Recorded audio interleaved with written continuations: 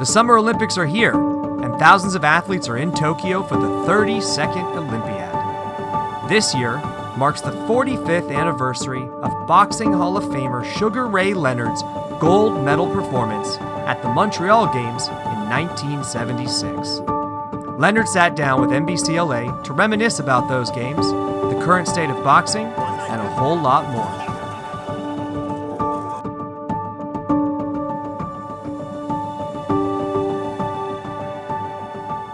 What were you doing during the pandemic and the stay-at-home orders? Give our viewers and watchers an idea of what it's like to be Sugar Ray Leonard stuck at home and kind of having to stay at home with his family.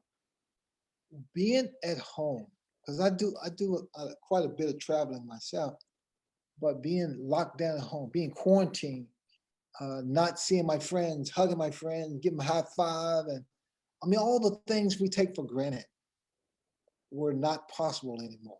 Were not allowed anymore, and people were telling me what I could and could not do. The fact of the matter, just going to a restaurant. I don't care what it is, whether it's a incredible restaurant or McDonald's. We couldn't do that. So all these things we took for granted, we couldn't obtain, we couldn't do. And I was going crazy. I admit I was going crazy, but I work out. That helped me. I played tennis and distance, but I played tennis. And that kept me going. It kept me alive. It was hard. It was a challenge for everybody, for sure.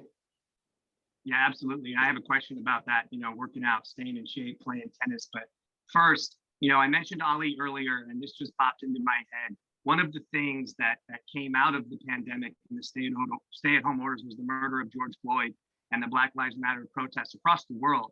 And knowing Ali the way you do, and how much of an activist he was, a voice of the people and a voice for the things that were wrong going on in the world, and being a voice of those people. What did you think he would think about that was going on during the pandemic, the protests? I can't speak for him, but Muhammad Ali meant so much to me. And it was even not just as a fighter, a world champion, but he spoke his mind. He stood up to any and everybody, and he never backed off. He never backed away.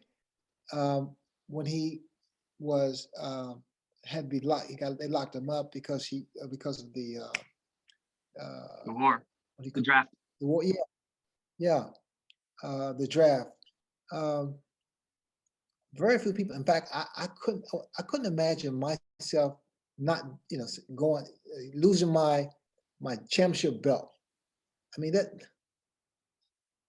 I really hope that I can get across to listeners of what I'm trying to say, is that very few people would have let go of their championship belt that they worked and trained so hard for so many years.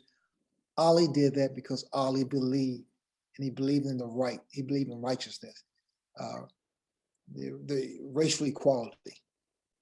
100%. I feel like I didn't know the man, especially not the way you did. I feel like he would have been front and center leading a lot of those marches, a lot of those rallies. But going back to what you said, you played tennis, stayed in shape. You just turned 65 years old. You don't even look a day over 40, Ray. But so for our listeners, again, like I said, what other than the tennis, other than all the equipment we see behind you there, how do you stay in shape? How do you continue to look so young? What's your secret?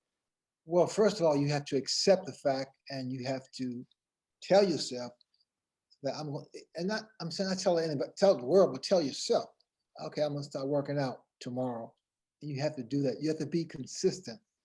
For me, I work out 3, 4, 5 times a week, and I play a ton of tennis, so cardio. I like feeling this way. I'm 65 years old, so they say you shouldn't look that way when you're 65 years old.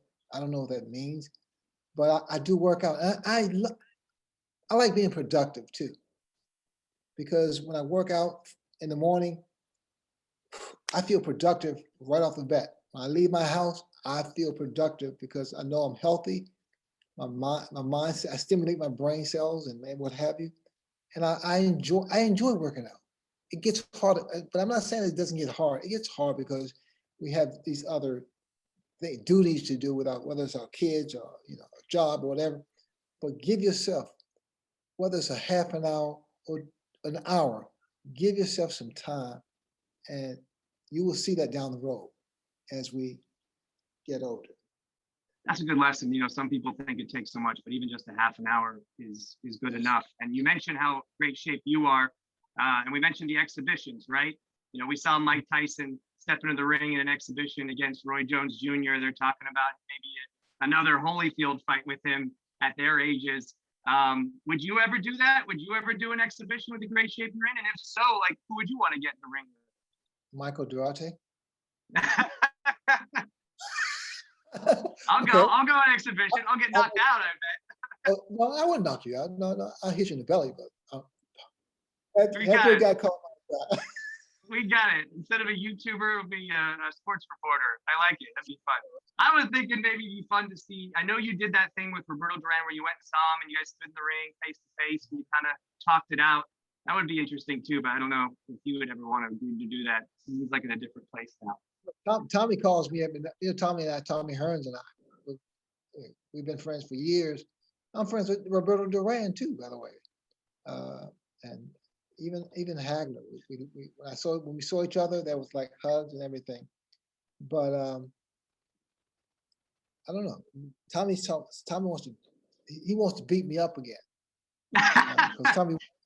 because he won the second fight, no question about that. But I said, Tommy, you're too big for me, because he's like 200, I think 230. Oh yeah, that's not a fair fight now.